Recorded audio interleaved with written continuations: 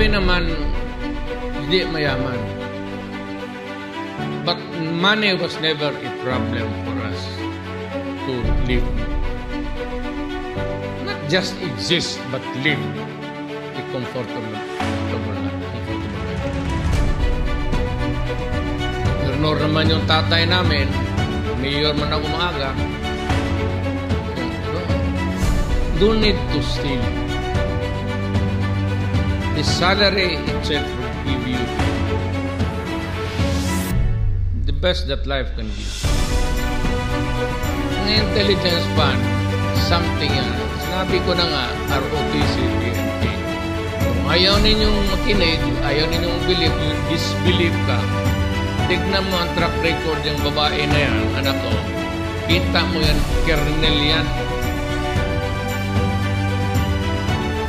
Reserve, natural. Ganoon talagang utak niya na yan, oh. Nadala yan sa military, thinking. That is why ang gusto niya ibalik, kasi gusto ko rin lahat ibalik yung mandatory ROTC. Ayaw, lagyan ninyo ng Malaysia yung 25 million. Eh kayo.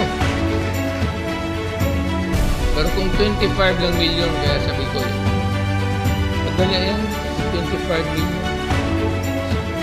Sa inabot namin sa pamilya. Pati asawa. She can lend the money anytime. Ang ganda naman. Hindi yung sinasabi na palusot na ito ni Inday. Hindi kami palusot.